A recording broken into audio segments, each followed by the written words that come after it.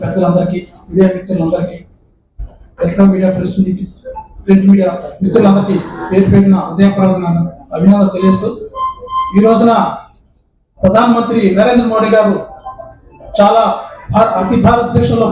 భారతదేశంలో అతి పెద్ద పార్టీ అయిన బీజేపీ పార్టీ కాబట్టి ప్రధానమంత్రి గారు మోడీ గారు ఈ రోజున మనకి బీసీ తరఫున మన తెలంగాణలో గవర్నమెంట్ వస్తే, బీజేపీ గవర్నమెంట్ వస్తే తప్పనిసరిగా బీసీ ముఖ్యమంత్రి చేయడం జరిగింది. ఇది అమిత్ షా గారు మొన్న జరిగిన సూర్యాపేటలో ప్రకటించగలిగింది. దానికి అక్కడ ఉన్న ప్రజలు ముక్త కంఠంతో జరపడం జరిగింది. ఇదే విధం బీసీ నాయకులందరూ దీన్ని ముక్త కంఠంగా అన్ని వర్గాలు బీసీ నాయకులందరూ ఎవరెవరు ఉన్నారో అందరూ కలిసికట్టుగా ఈసారి బీజేపీకి ఓటేయాలని ప్రతి ఒక్కళ్ళు కూడా ముందుకు రావాల్సిందిగా కోరుకుంటూ అవి విజ్ఞప్తి చేస్తున్నాం. అదే కాంగ్రెస్ 60 సంవత్సరాలు పాలించింది, ఎన్నడైనా కానీ బీసీలు కానీ పట్టించుకున్న రాజు లేదు. ఈ రోజున తెలంగాణలో టీఆర్ఎస్ పార్టీ వచ్చింది. కనీసం బీసీలకి మన అసెంబ్లీలు కూడా కనీసం 20 సీట్లు కూడా ఇవ్వడానికి కూడా సిద్ధం లేదు. మళ్ళీ కాంగ్రెస్ పార్టీ కూడా అదే విధంగా 20 సీట్లు ఇవ్వడానికి సిద్ధం లేదు.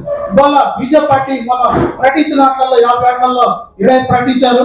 మిగతా వాటిల్లో కూడా ఇంకా 20 సీట్లు ఇవ్వడానికి కూడా సిద్ధంగా ఉంది బీసీలకి. ఇది మొత్తం ఎస్టీ ఎస్సీ మైనార్టీలు కూడా దీనికి కలిసి రావాల్సిందిగా చేస్తున్నాం. ఎందుకంటే మనకి ఇంత అవకాశం ఏ పార్టీ ఇవ్వలేదు ఎన్నో సంవత్సరాల నుంచి. ఈసారి ఒక్కసారి అవకాశం ఇచ్చి బీజేపీ పార్టీ క్యాండిడేట్ని ప్రతి ఒక్కళ్ళు ముందుండి నడిపించి గెలిపించవలసిందిగా ప్రతి ఒక్కళ్ళు ఇంటికి వెళ్ళి ప్రతి ఒక్కళ్ళు కూడా ఓటు అడిగే బీజేపీ నాయకులు అందరూ కూడా ఈసారి ఖమ్మం కూడా మనం అడిగాము. ఖమ్మం కూడా మన జనసభ పొత్తు అన్నారు, కానీ పొత్తు ఏమి లేదు.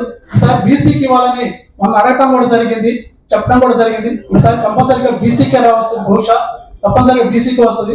వచ్చినా కానీ ఎవరికి వచ్చినా బీసీకి వచ్చినా మనందరూ కలిసికట్టుగా ముందుకుండి క్యాండిడేట్ ని గెలిపించుకునే విధంగా ముందుకు పోవాలని కోరుకుంటూ అవకాశం